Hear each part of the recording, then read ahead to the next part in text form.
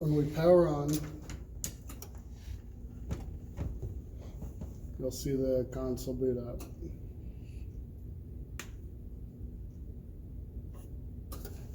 This is what you're going to come up to, this screen. So we'll have this first page here, layer A. I basically set these up as what your last board was labeled, in the same order and everything. This fader, we can consider it the master. It's also whichever bus you have selected. So on your last board, you had the dials for your AUXes and effects sends, or I don't think you use any effects, but you had your AUXes. Now your AUXes will be this mix 1, 2 for your AUX 1 and 2. So you press that, and now your faders are going to your AUX 1 channel. Simple as that. AUX 2, same thing. When we're done with AUX 2, you either press it again or you hit left, right, and we'll be back to the main bus. Okay. That's what messes me up most times, is I'll be there and not realize it. I'm like, why can't I not hear a difference in the house? Oh yeah, I'm still selected on an AUX. So just be mindful of what you're selected on. Now your subwoofers are not automatically tied to the mains. You will now have to mix individually to the subwoofers. They are on AUX 8. The reason for that is there's certain things that you don't want to send to your subwoofers if you can avoid it, like your lapel mics and stuff. That's what will give you feedback first. So anything vocal, we won't send to the subs. So right now, I was listening to my music, I had that in the subs. We'll put piano in the subs. Guitar, we can put a little bit in there. But we won't put everything. And am I seeing right, the computer left, are we running, is it It's stereo. It's still stereo? So on this board, stereo channels are set up as stereo, will be a single fader. Good, nice to know that. So when we hit select on any channel, we'll first see the bank of 8 show up. So this will show you the first 8 faders. But the fact that we have the select light on there, these controls, your EQ, preamp, high pass gate, and compressor, are all active to whatever channel is selected. You can visually see all of those parameters for each strip, low res. But if you were to click on one, like decide you need to work on the EQ for lapel 1, you simply click on the EQ for lapel 1 and it comes up to the full screen. For your EQ, and you'll notice this for most of your controls, there's an in button. By default, everything's off except for the EQ is on. And you'll know it's on because the in button will be lit up green. You can click and drag any point on your EQ. So your gain, up, down, drag it to different frequency, and then you can choose your notch width by selecting it. Any value on the screen that is lit up yellow will be controlled by this dial. So I can click any value and adjust it just like that. If I decide I didn't want to do that, I can very easily reset any parameter just by holding the red reset button, and I'll reset my high frequency and my high mid. If I decided I wanted to completely restart this horrible EQ from scratch, I can also hold reset and just hit the in button and it'll flatten all 4 parameters. The reset works with any parameter as well, given that your high pass, and high pass will actually show in your EQ screen as well. With that reset, you also have a copy. So if I back out, if I hold copy and I press my in button, you'll see I copied handheld 1's EQ. If I go to handheld 2, I can actually just paste it. Since they're the same mic. I didn't copy it properly. Copy PQ hand 1. Go to handheld 2. Oh, I held copy.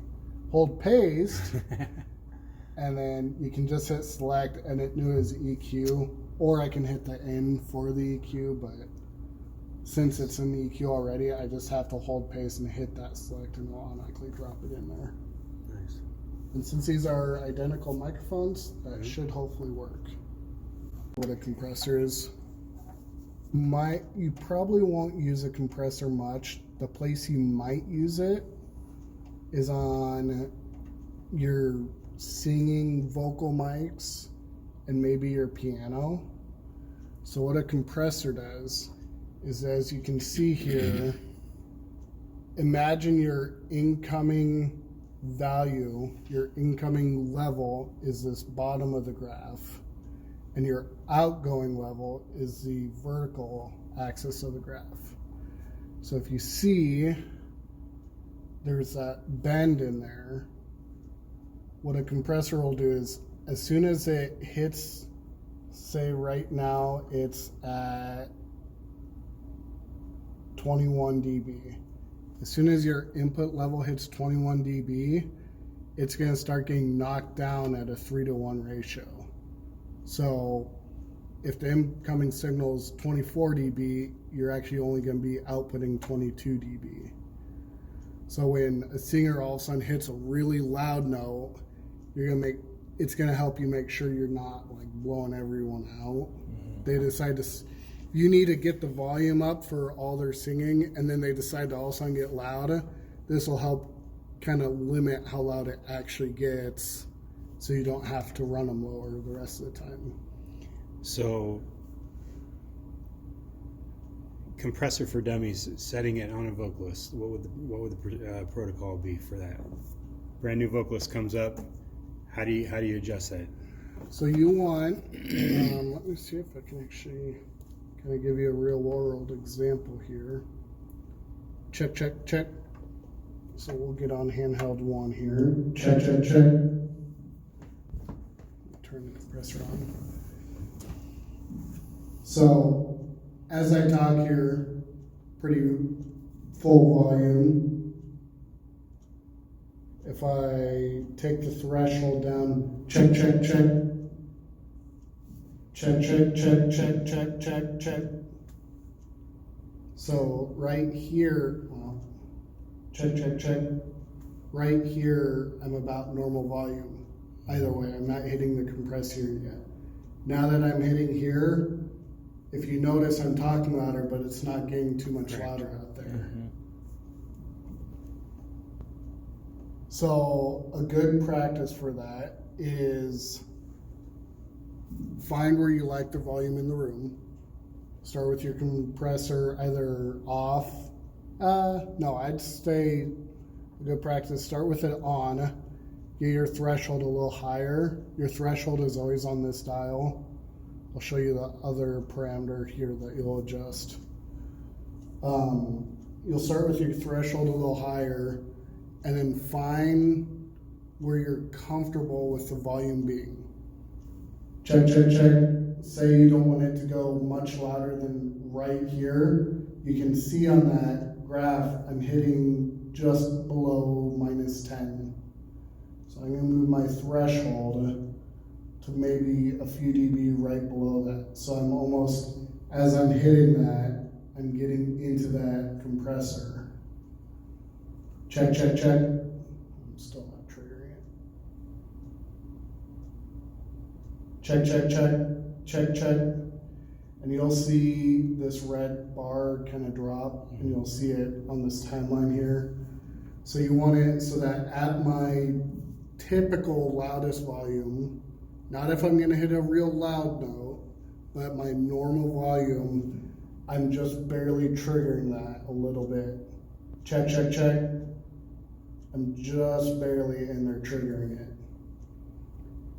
Then what you want to do is decide how much you need to knock it down. So that's this ratio. You're going to see as I turn this dial, what that's doing to the output line. So I would, by default, it's always set to 3:1. Sometimes I like coming down here to about 4.5. Especially with a room like this, a little harsher of a compressor might be better. By harsher, I mean a harder cutoff on that ratio. Check, check, check. The last feature you can do is called the soft knee. So if you see right now, you've got a perfectly straight line, a bend, and a perfectly straight line. What a soft knee is going to do is it's going to curve that a little bit. So the compressor is kind of variable as it starts to hit. So it's not such a distinct. Yeah, you won't see such a distinct hit on it. Check, check, check.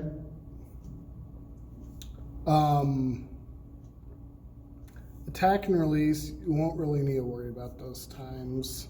By default, it's usually pretty good. Yeah. So that's what a compressor is. You can get in trouble using it. I'd just be careful with it. If you decide you're not liking the sound, take it back out. I would not use a compressor on lapels. A compressor can induce feedback.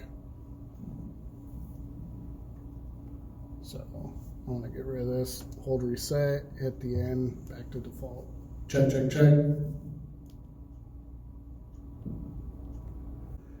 This does have an EQ, so I'm going to induce some feedback. Just bear with me. Check.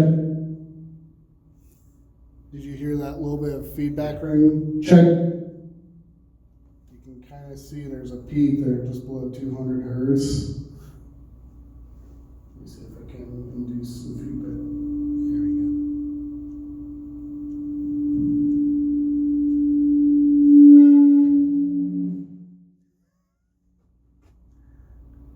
So we'll do that with the lapel mics. We're actually going to get right on the edge. We're going to induce some feedback, and we'll use that to notch out in the EQ so we can reduce chances of feedback. So let's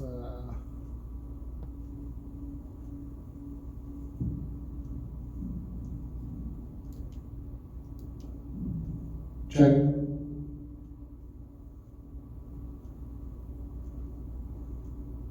Check.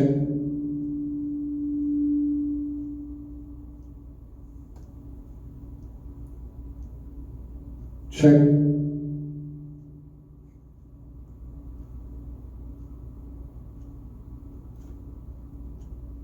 Check. I got offhand quick. Check. Check, check, check. Check, check.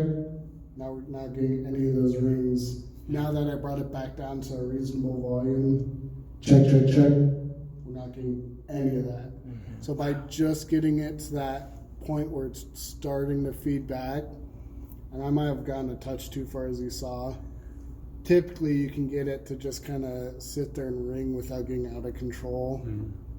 Once you find that point, you can find those, notch them out with your EQ. Cool. And now you shouldn't get any feedback ringing there at a usable level. And actually, I can probably push that a little more. Check, check, check. No rings now. And that's out here in front of the speakers, no less. Mm-hmm. That's amazing. Yeah. Now, in a lapel, you're not going to get that. But right. Yeah. So that's a good way of using the EQ, using your RTA with your EQ to... RTA is a real-time analyzer, correct? Yes. Okay. Did I see correctly your frequency knob, you would turn that to get it to that frequency that was spiking?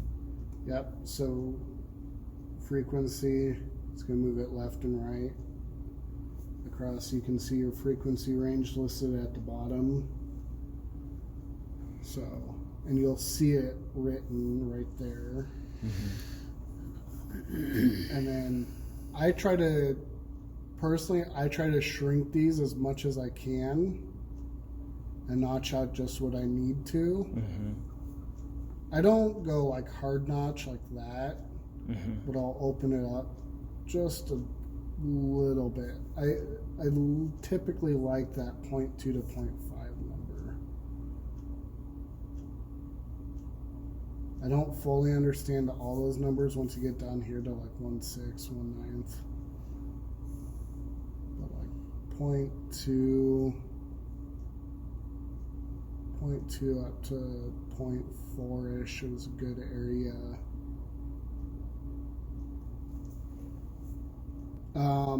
Looking at that fader, let's talk about gain staging real quick. Gain staging is going to be important, especially since we're feeding a recording mix. So gain, you'll see that as I talk, this fader doesn't care mains, check. Doesn't care that the fader's not up. This is just whatever's coming into that physical port on the board. It's going to show you what's happening. So gain, I want this mic, and I can either use the gain knob, or I can select gain and use this knob. I want my voice, wherever I feel comfortable holding that mic, I want to try to get that as close to that 0. Now, I can tell you right here, I'm going to get feedback for sure. But I want to see how high I can get that. And that's going to be useful primarily on, I want to see the mains getting up to close to that 0 point. Check. So now as I turn this up, check. I've got plenty of volume. When I set the computer earlier, whatever your computer set up volume-wise is what I tune this to. So it uses trim instead of gain because it's a TRS port, but we got to 9 dB again. So just be mindful of your gain. If you're having issues getting enough out of your fader, and you're probably used to gain, it was the top knob on your soundboard. It's now just that red knob, or in here you can click and select it. And that's when you hit the processing and you select the actual alarm. Yeah. Or if you're right here, you just click it. Either if you're selected and you're in this screen, you use the red knob, or you go into another layer and you can select it and use the yellow knob. Check. On this board, you have 6 assignable pages. So by default, I set everything up on page A. I mean, it was kind of there already. You have B, C, D is where you're going to find your AUXes. You also have groups. You won't use those. If you ever decide to get into effects, you'll find your effects here. These are your sends. So this is what's actually going back out to the speakers. Just like AUXes, if you want to send like a vocal mic to an effect, you'll just use these bus buttons on the right under effects. So we'll use the default effect on 1. You'll see check. It's got a nice reverb. Just by selecting 1, I can mix to that effect track. You'll see here, you'll see the return level. If I pull that down, you don't hear it so much. So that's what's actually going out to the speakers.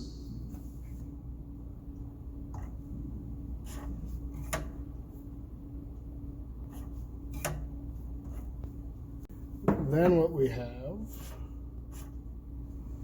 page E by default, you have some matrices. Page F by default is empty.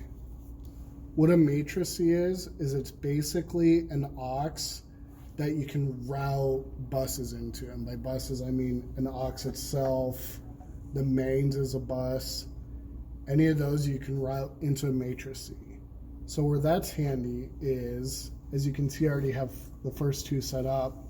One of those will be the record. So the record is this line coming to this computer. I don't know how you guys use that, but I figure I'd get it hooked back up for you. That is just taking a mono sum of the mains and giving you independent control of it. So if you decide you need more for the recording, you can just push that up a little more. You'll see, if I go to the routing tab, in the routing tab, you'll see main left, right. That's what's feeding it. I'm gonna go ahead and turn it to max, and then you guys can use this fader to adjust where needed for your recording. Your sides are your side fill speakers. Once again, they're pulling a post fader off the mains. By post, you'll see the post and pre right there. By post, it means whatever this fader does is going to affect that. If I had it set to pre, if I pull the mains down,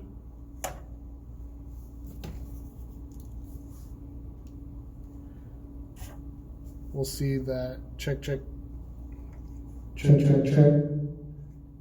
If you were actually standing up there right now, you would see that my main left, right, you're not getting any signal. We're just outputting to the sides. And you can do that by setting that to pre.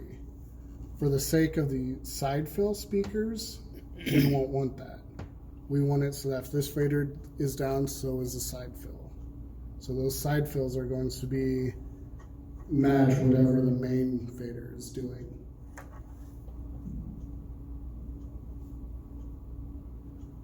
Your record might be something that you consider setting pre. The only reason I say that is, do you guys stream? No. You're just recording? It's just recording. Okay. I also noticed the audio line that goes to Northex speakers and such. I gotta set that up. That'll be on Matrix 3. That one you might consider pre if you have like pre-service music going. You're trying to talk to the band in here and you pull down your mains so you can hear them. The music will stay going out there. Now, what you can do with this empty page is completely assignable. You could go and completely rearrange A if you wanted, or B or C or any of those.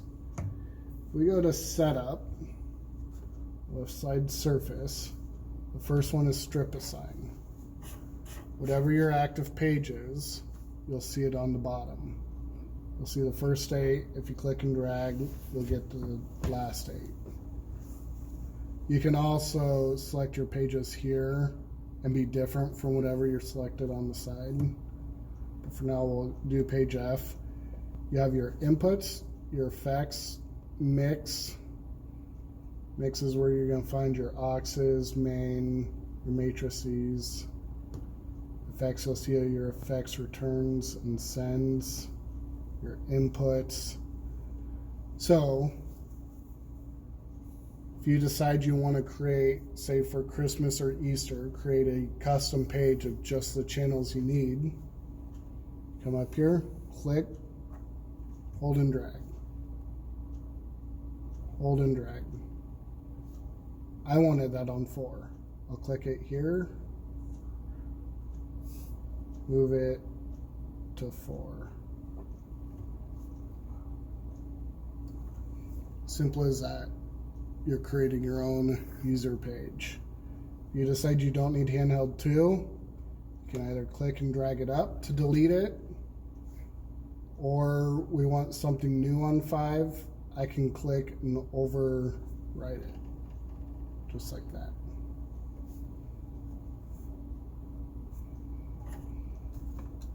You have soft controls. So the best use of soft controls, and it's set up by default this way. Your soft controls are 1 through 6 right here. you'll see that soft 1 is set up to mute group 1. What the mute group is where we'll probably use mute group 1 is everything that is band related. We'll put on mute group 1. Actually, we'll do that right now. So if we select a channel, say the piano, we'll click routing. At the top, we'll see mute assign. We'll select mute assign. We'll see mute group 1. I can assign just the individual channel right there and keep going through the individual channels and selecting that. Or I can hit view and see every channel. And from That here, is part of that mute group 1. Yeah. yep. Nice. Now I'm seeing all of mute group 1. I can turn on all of those. I can also at this time rename it.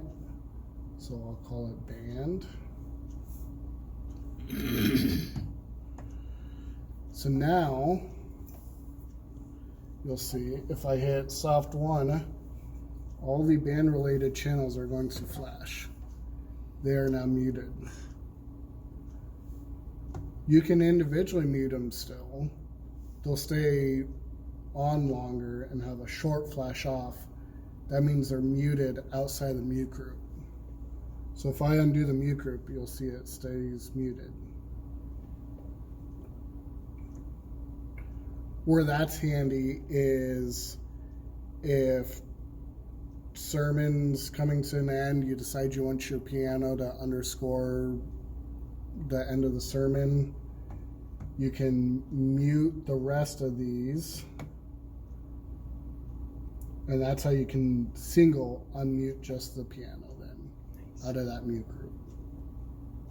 And then as the band starts, you just unmute the rest of those. Let's go to IP9. If you click on the name at the top, you can input a channel.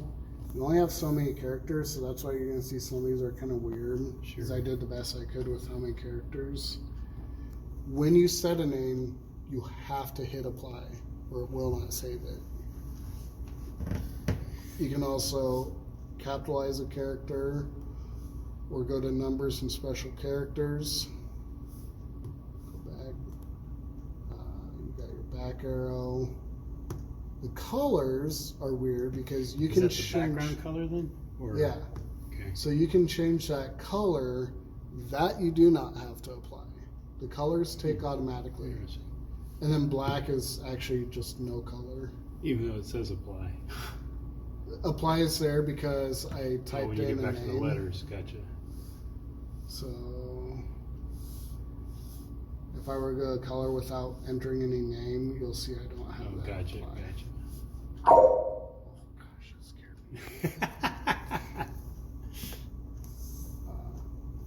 me. Okay, so let's just out of curiosity, see if I'm understanding this right. So, for instance, I want to rename lap 1. I could go Dan's mic, and then I hit apply.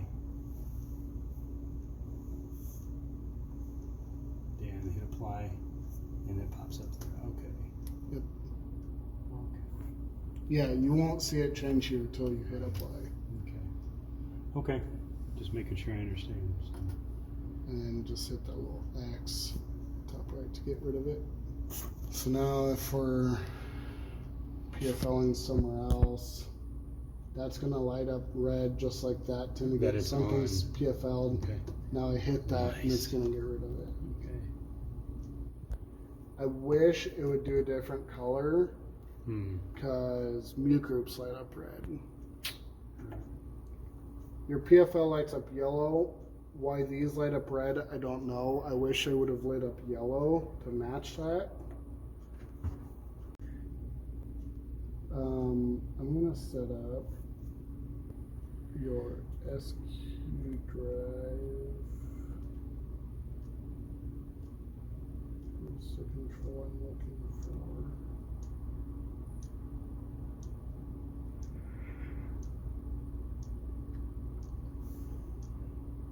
Oh, arm record stop. What I just set up is on soft 7. If you plug a flash drive in, this is going to light up blue. think it'll be blue. Otherwise, I think the first time you hit it, the lights are blue. Basically, you can see I set to arm record stop. For some reason, you can't just, if you were to use the this recording I was showing you, I don't get why they do this, but you have to arm it before you can start recording. I don't know why they do that. So if you were to use that to record, plug it in the stick, you'll actually hit it, you'll hit it again. I think it'll go red when it's recording, or it'll flash red. I don't remember. Okay. And then you There's hit two it buttons. again, it'll stop. It has colors for each of those steps.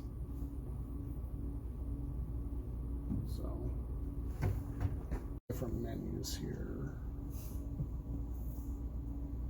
Meters, you can just kind of see an overall of all your meters, your mix meters. Effects, you can get in here and start changing your effects. So there are built-in effects in it. Yep. To a degree. Yep. Okay. So you have 4 effects sends conveniently right here. By default, 4 of these are set up. You can create more. You have 8 total effects racks. You can do those within a single channel using send points. So if I were to go to a channel, or sorry, I mean insert, I could go there, select an effects rack, say I want this one to be effects rack 5. Conveniently easy to mix, so you have the first 4, 5 through 8. If you needed a effects rack per single channel, that's where you do that. I'm gonna guess you guys aren't gonna use that much. You don't really have a need in a space like this. If you want to play with the effects though, the best way to kind of start working with stuff is hit the library button, and you're going to see your different types of effects here. So you have reverbs, and then you can look through all your reverbs that are kind of pre-built and say we want to do this plate vocal, and we can recall it. It's kind of a pre-built effect that Allen Heath figured would be good for a vocal. Scenes, we can save scenes. So as soon as we're done today, I'll save a scene of just kind of like how we initially left the board. So to do that, we'll just select scene 1. We can store it. We can give it a name by clicking on the pen up there. And then after you make a bunch of changes, something's not sounding right or whatever, you want to go back to that scene, you'll just select it, and then under recall you'll hit go. And then if you want to get rid of some scenes, you just do a delete. Scenes will also be useful for you do a little Christmas program or Easter program, save a scene of it, next year comes around, much easier to get the stuff you needed. And you can get to that page just by hitting that scenes button, regardless Yep. of where you're at with everything else. Correct. Setup, this is where you're going to find most of the user preference kind of things. So that's where we were looking at strip assign. We were looking at the soft controls. You have 6 there. You also have 7, 8. Footswitch, there is a TRS port for like a keyboard has the pedal. You can put a pedal here. You can assign different functions to it. Surface preferences. So we can adjust the brightness of the screen. The LEDs are going to be the buttons kind of behind, or the lights behind the buttons. The LCD channel strip. Then there's you'll kind of see there's a LED bar here, because now this has its built in. Yeah. So you can adjust that brightness. Nice. You can also adjust, all their boards, they put in white and blue. So this balance is choosing, do you want just white or just blue? Mixer config. When you go to mixer config, the first thing that's going to come up is input stereos. So this is where your computer, for instance, instead of being channel 15 on a fader and 16 on a fader, I said 15, 16 is stereo. You then have to hit apply and confirm that. Otherwise it will not save. So if we go to like 3940, apply it, and it'll save. I want to do that. So that's how you're going to set channels to be stereo linked onto a single fader. You do have to work odd to even. You cannot decide I want 6 and 7 linked. You'd have to do 5 and 6. So that's one little caveat to that. Okay, real quick, since you're on the stereo, say we use a split track, which like vocals are on the left channel, instruments on the right channel. How would you, and we have we have plenty of vocals coming through, so I want to lessen the vocals on the stereo channel. I would leave it as 2 monos. Okay, gotcha. And then say... That way you can have separate control. Yeah, and you can technically patch those to any channel, each side of it, and then mix it accordingly. Okay. Mix stereo is now going to be your outputs. So you'll see I have subs as a mono. I have your matrices for your chord, which was a single cable, so I set all those to mono. Bus config. This is, you have so many resources in this board, so many groups and AUXes that you can work with. So by default, it's maxed out. But if you ever decided you needed more than the 8 AUXes, I could actually get rid of some of my groups, and now I have 10 AUXes.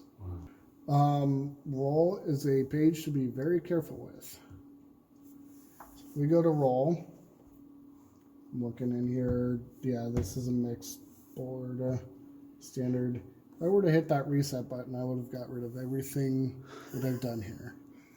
So that's basically a start fresh button. So avoid going to the roll page. Ganging is,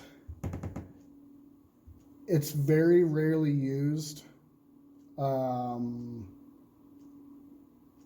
What ganging's for is almost what you were talking about, but if you did want to have individual faders, but not have to push them both, you could come in here and say, let's just call that lapel 1, 2 is what you were talking about.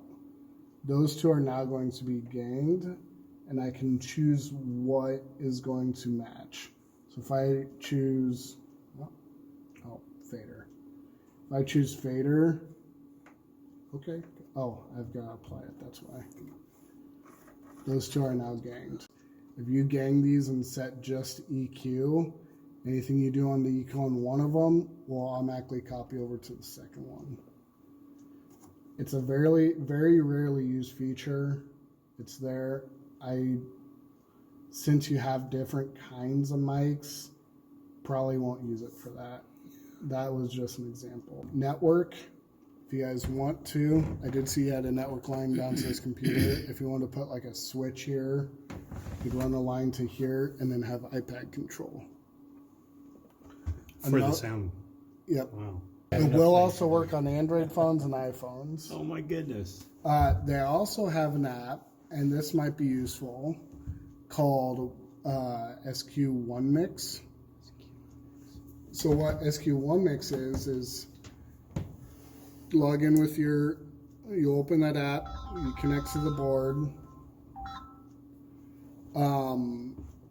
You then select an aux. So you're not going to mix to the mains at all. You select an aux. So that's, say your piano player has that one mix app in front of them. They can mix their own aux feed into their monitors by them.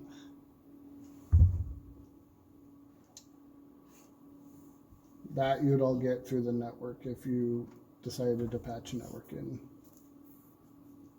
Users, you can create users, you can password assign them. Utility. Here you're going to see firmware version. If we need to do an update, you'll see your current version. Calibration, if you have any faders that you're concerned about, you can run a calibration process. Nothing Midi. Add-ons, you can add on different like processor or effects racks or whatever. Data is for a USB drive, so you can stick a flash drive in here and you can store the entire configuration of the board to a flash drive. Or you can store individual scenes or libraries. By library, I mean like if you create a EQ for your lapel mic, you can save that into the library so you can recall it if someone changes it. That'd be nice. Yeah. So you can move those individually to a flash drive. That'd be good to get like Dan's, yours, and your guitars, since you're consistently up there. USB utility, this is once you put a stick in here, you'll see its capacity, free space, use space. You can format the drive from here, and then you can also come to firmware update and update it. If you're going to do an update, format the drive in the console first, and then put the files on it, and then do firmware update. Allen Heath is very finicky with updates. I've had a client brick one of our consoles trying to update a Allen Heath board. SQ drive, you can actually replay and record to the flash drive. So you have your recording over here, or you could do it off a flash drive. Stick a flash drive in there. We're able to set it to a soft key here so that they press the button once, it gets it ready, press it again, it's recording. End of the service, they press it again, it stops the recording. They can take that, post on the website. Does it put it in an MP3 or what format does it save it in? I believe it's a WAV. It's a WAV file, okay. So you can either do the stereo, and I'll show you, you can actually assign what you're recording. So by default, it's set to your main left, right. Once you have a file in there, you can then select it and then play it back. You'll have your play controls. And that'll come on to USB. Or you can do multi-track. So you can record every channel individually to a flash drive. You'd actually just select, I think you just select which channels you want. That way you don't record a bunch of empty channels as well. Auto mic mixer, I don't use ever. I/O, so this is where you're going to do all your patching. Channels, there's multiple ways to, or there's two ways of patching. Outputs, all your outputs have to be patched here. So you'll see we have inputs, outputs, and you have nothing that'll use tie lines. So if we go to outputs, which it'll come to by default, it'll also start at local by default. Local is the ports on the back of the console.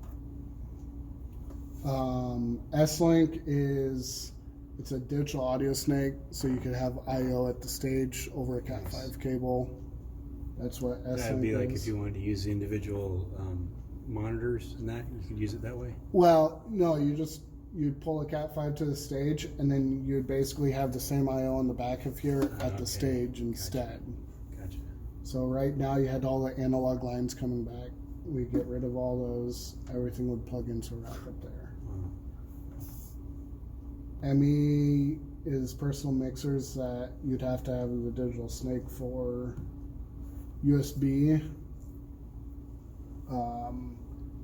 So this USB is a little different. This USB is just an actual USB port that you can plug into a computer.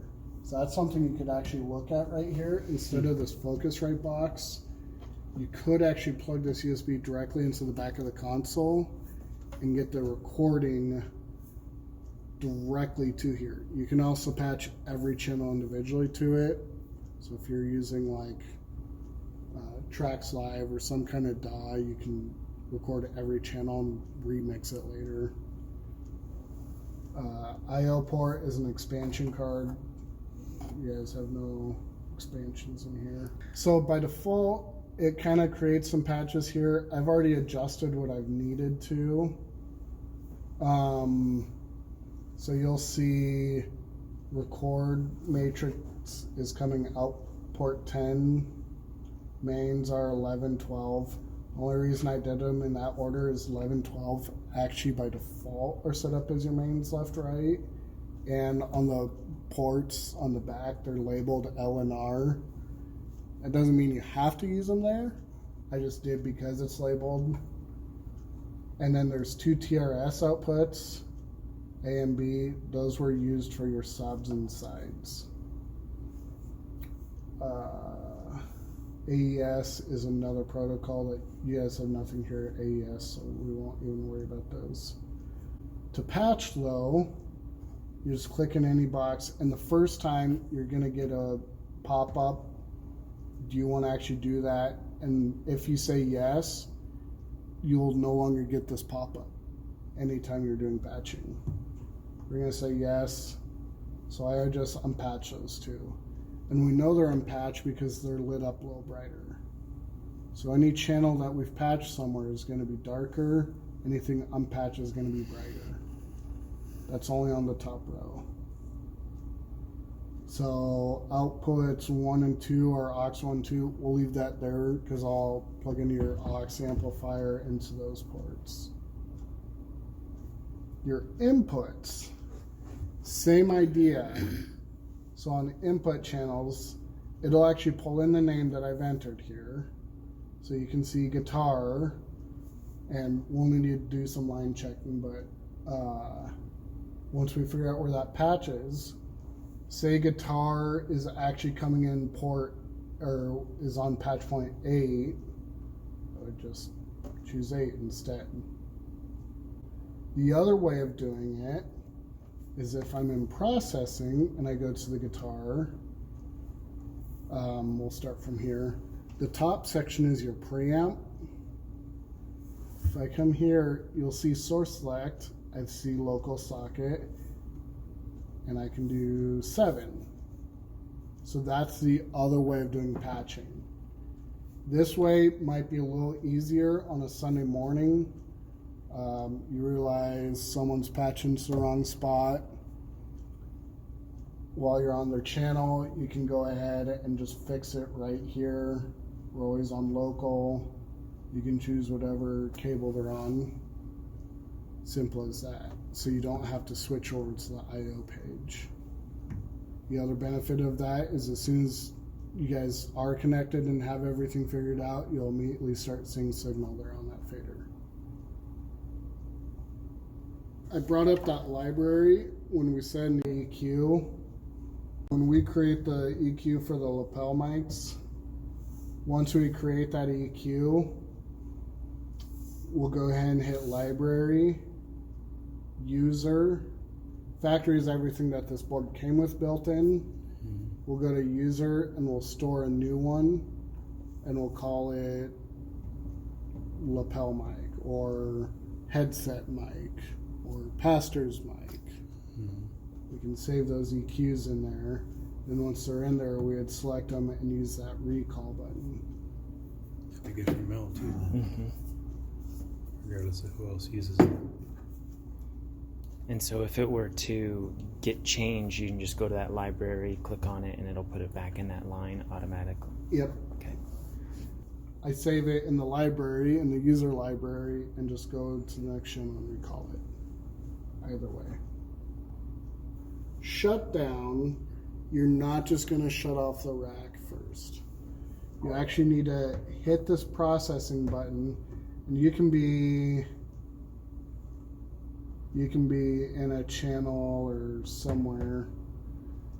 You can be here. First time you hit processing, it's going to go there.